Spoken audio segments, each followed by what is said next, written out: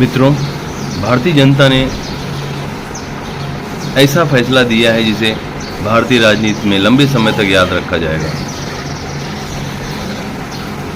उन्होंने भाजपा और उनके सहयोगी को ऐसी जीत दी है जो हार जैसी लगती है। उन्होंने कांग्रेस गठबंधन को ऐसी हार दी है जो जीत लगती है। सब मिल गए, बावजूद इसके 50-60 सीट से ज़्यादा नहीं घटा पाए मोदी जी को। लेकिन नैरेटिव ये है कि देश ने मोदी को नकार दिया है। उड़ीसा में ऐतिहासिक जीत है। आंध्र प्रदेश और अरुणाचल प्रदेश में सरकार बन रही है। एमपी, दिल्ली, गुजरात में क्लीन स्वीप है। दक्षिण और उड़ीसा में सीटें ज़बरदस्त बढ़ी है। सिंगल लार्जेस्ट पार्टी बीजेपी है। लेकिन नैरेटिव सेट ऐसे किया जा रहा है कि मोदी को हरा दिया, मोदी को कमज़ोर बना दिया। खुद की सरकार बने या ना बने, मोदी जी को कमज़ोर कर दिया। इसी में ही खुश हैं।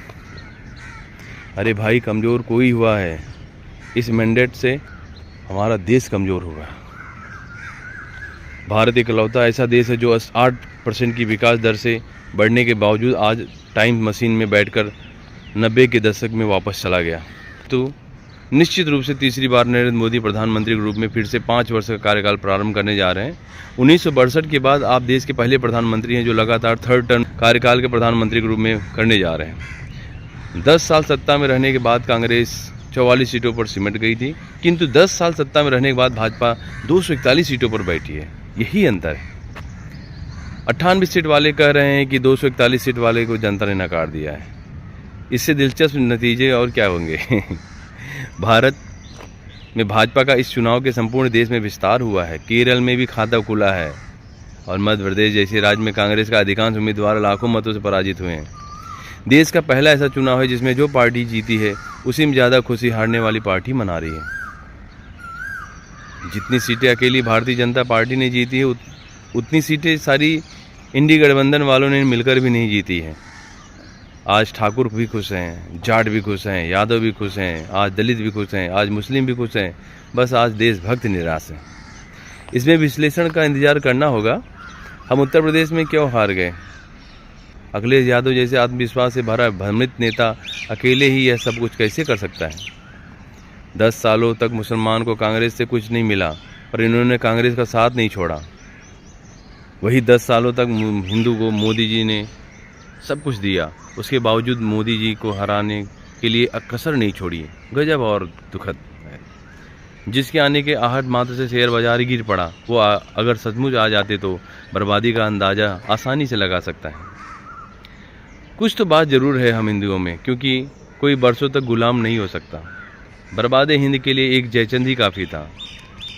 हाल ये हिंद क्या होगा जब हर गांव, हर शहर में जयचंद है?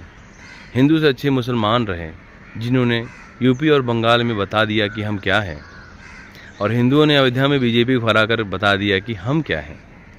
कुछ नहीं हुआ है, बस आपको टुकड़ों में बांटकर बाकी सब एक हो गए हैं। जातियों में बंटते रहो और कटते रहो। एक लोकसभा चुनाव में रिजल्ट देखकर हम तो ऐतिहासिक पढ़ने की कोई ज़रूरत नहीं है, क्योंकि हम जान गए हैं कि हमारे पुरखे क्यों और कैसे गुलाम बने थे। इसी को ध्यान में रखकर शायद वीर सावरकर जी ने सच कहा था कि अंग्रेज़ों और मुसलमानों का भय नहीं है, मुझे उन जातिवाद सेकुलर हिंदुओं से भय है जो हिंदू होकर भी हिंदुओं का विरोध करते हैं। सबसे ज़्यादा सीट बीजेपी की। भारत में सबसे ज़्यादा मत लगभग 39% भाजपा को मिले हैं। सबसे ज़्यादा मतों से बीजेपी प्रत्याशी जीते हैं, रिकॉर्ड है। उनके अनेक विपक्ष का सफाया कर दी। 10 साल की सरकार के बाद भी सबसे बड़ी पार्टी है। फिर ये लगभग 24% मत पाने वाले ऐसा क्यों कह रहे हैं कि इनको नकार दिया है?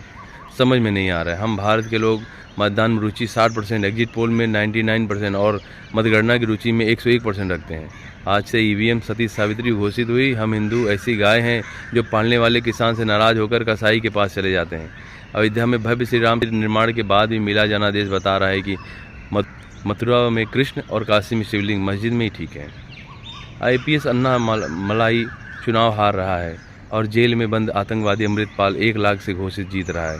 कल्पना कीजिए, सोचिए, रामायण का अंतिम ज्ञान यह है, राजा राम ने कितना भी कष्ट कर प्रजा को सुखी संतुष्ट करने का अथक परिश्रम किया, प्रयास किया, किंतु संपूर्ण प्रजा कभी भी संतुष्ट नहीं हुई। क्या वही स्थिति आज भी है? आज चुनाव परिणाम कुछ भी है, लेकिन इस बात का संतोष है कि मैंने पूरी ताकत से अंतिम समय तक सिर्फ धर्म और राष्ट्र की पार्टी का साथ दिया। जय हिंद।